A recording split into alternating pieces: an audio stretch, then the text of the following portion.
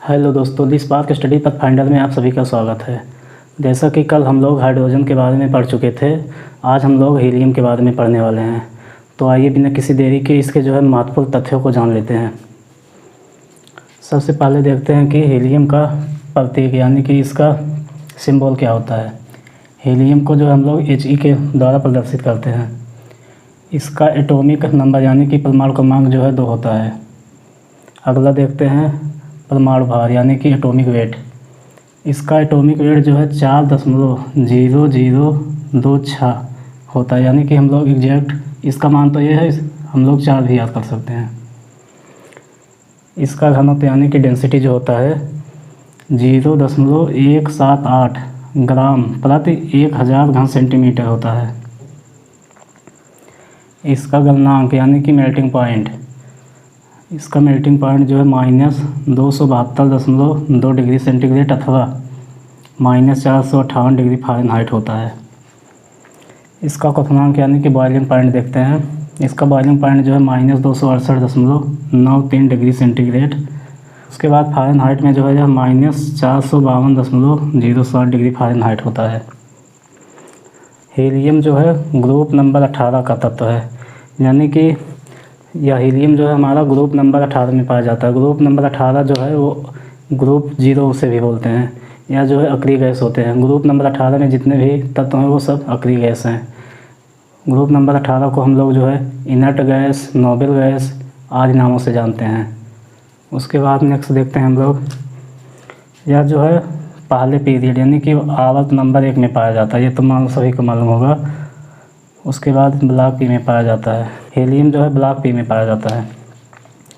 Helium प्रतिचुंबकी यानी कि anti magnetic होता है। जैसा कि हम लोग कल पढ़े थे कि प्रतिचुंबकी क्या होता है, यानी कि ऐसे पदार्थ जिन्हें दो असमान चुंबकीय क्षेत्र में रखने पर वे प्रबल चुंबकीय क्षेत्र से कम चुंबकीय क्षेत्र की ओर गति करने लगते हैं। ऐसे पदार्थ प्रतिचुंबकीय कहलाते हैं। उसके बाद हम लोग अगला देखते हैं, इसे दुर्लभ गैस भी कहा जाता है। यानी कि ग्रुप नंबर 18 के जितने भी तत्व हैं उन सभी तत्वों को दुर्लभ तत्व कहा जाता है, क्योंकि ये प्रकृति में आसानी से नहीं मिलते। इन्हें बहुत ही कठिनाई से प्राप्त करते हैं, यानी कि प्राप्त किया जाता है। उसके बाद अगला देखते हैं, पहले हम लोग जान लेते हैं थोड़ा इसकी खोज किसने की थी। हीलियम की खोज हीलियम की खोज पियरे जॉनसन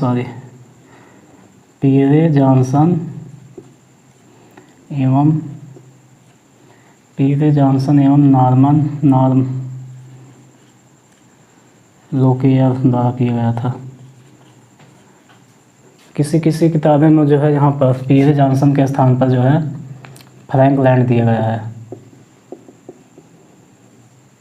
फ्रैंक लैंड एवं लोकेयर, लेकिन आप लोग इसे ही याद करिएगा क्योंकि यही सही माना जाता है। उसके बाद अगला देखते हैं, यह एक हल्की एवं अज्वलनशील गैस है। यानी कि हाइड्रोजन होता है वह सबसे हल्का माना जाता है, लेकिन हाइड्रोजन के बाद दूसरा सबसे हल्की गैस हीलियम मानी जाती है। उसके बाद देखते हैं, यह ब्रह्मांड में दूसरा सर्वाधिक पाया जाने वाला गैस है। जैसा कि हम लोग पिछली वीडियो में पढ़े थे कि ब्रह्मांड में सर्वाधिक मात्रा में हाइड्रोजन पाया जाता है, किंतु हाइड्रोजन के बाद दूसरी सर्वाधिक मात्रा में पाई जाने वाली गैस ब्रह्मांड में वो हीलियम ही है। और यह भी जान लेते हैं, ये सूर्य और तारों में एनर्जी का लेवल होता है वो इन्हीं के द्वारा जनरेट होता है। जैसे जब 2 हाइड्रोजन मिलते हैं तो वो नाभिकीय संलयन द्वारा हीलियम का निर्माण करते हैं, जिसके उपरांत एक बहुत बड़ी ऊर्जा में एनर्जी जनरेट होती है, जो कि सूर्य और तारों का ऊर्जा का साधन होता है। अगला देखते हैं हम लोग, इसका प्रयोग वायुयान के टायरों में भरने में किया जाता है। यानी कि हमारे वायुयान होते हैं यानी कि प्लेन होते हैं, उनमें हम लोग हीलियम का प्रयोग करते हैं उसके टायरों में भरने में। किंतु कभी कभी एग्ज़ाम में हीलियम न देकर वहाँ पर ऑप्शन में नाइट्रोजन दिया रहता है।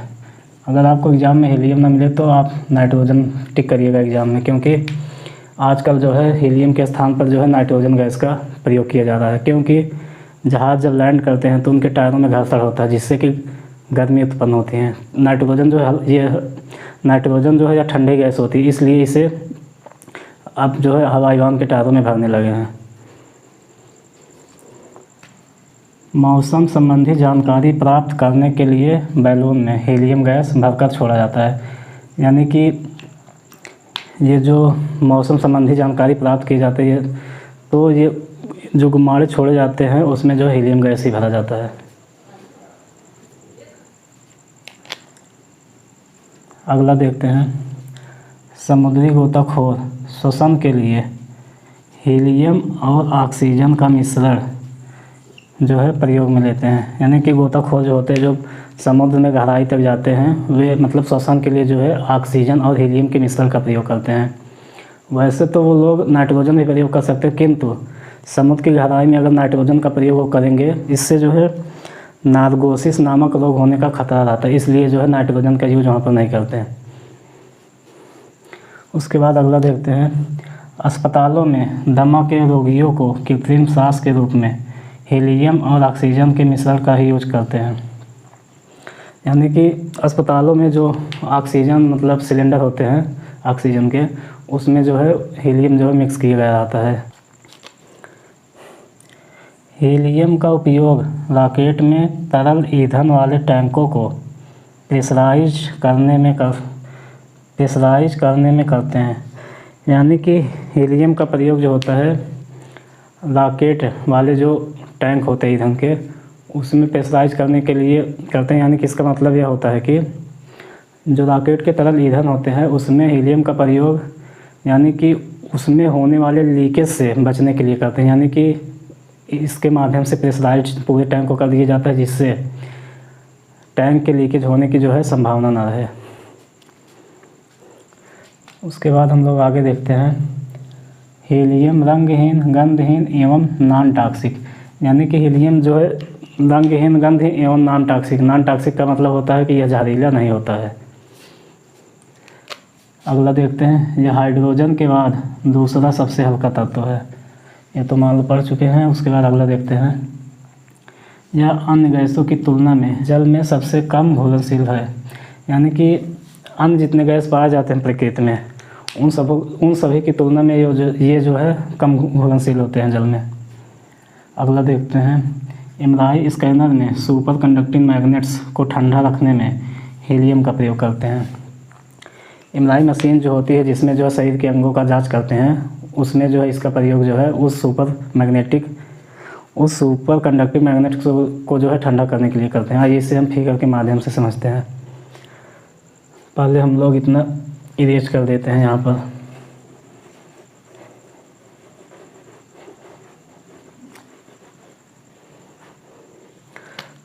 एमआरआई मशीन जो है हमारा ऐसे होता है, इसमें जो है कई लेयर होते हैं।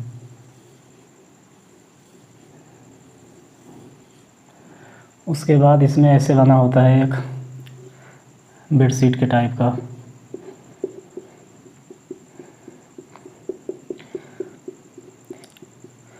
इसमें जो हमारा पहला लेयर होता है ये केसिंग का होता है।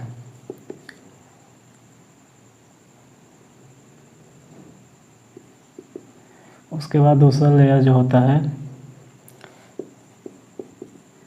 आउटर वैक्यूम सील्ड होता है।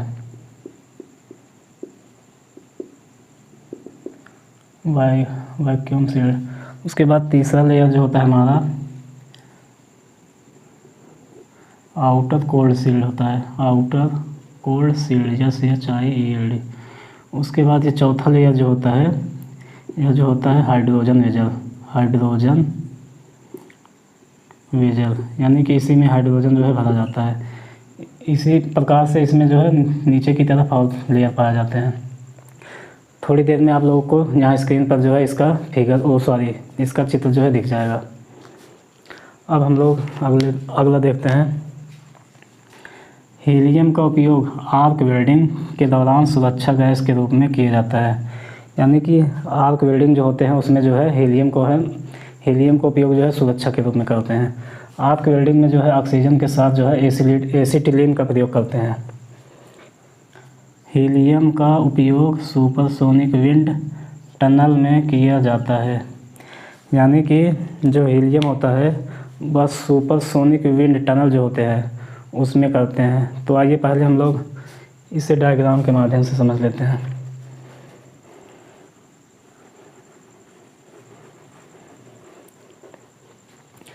जैसे मान लो ये हो गया हमारा सुपरसोनिक विंड टनल, ये मान लो हमारा टनल हो गया।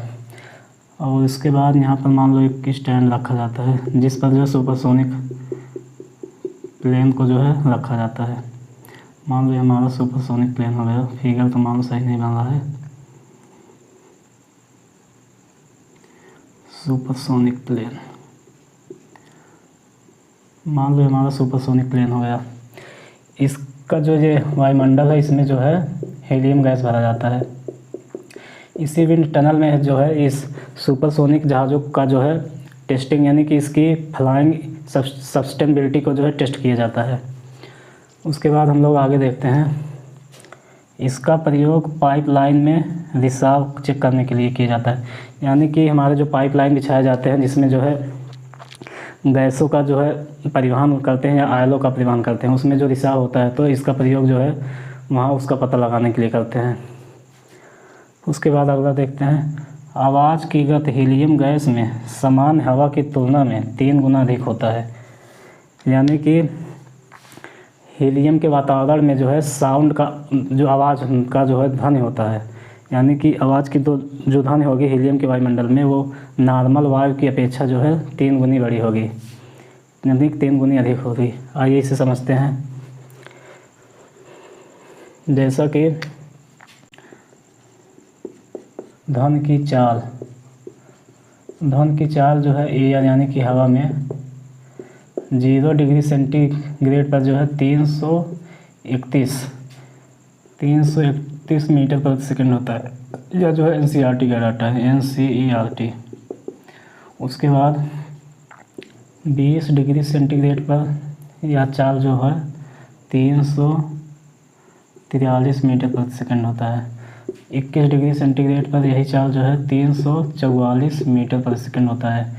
किंतु हीलियम गैस में इसकी चाल जो होती है हीलियम गैस में इसकी चाल जो होती है 972 मीटर प्रति सेकंड होती है।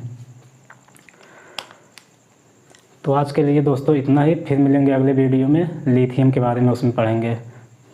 धन्यवाद।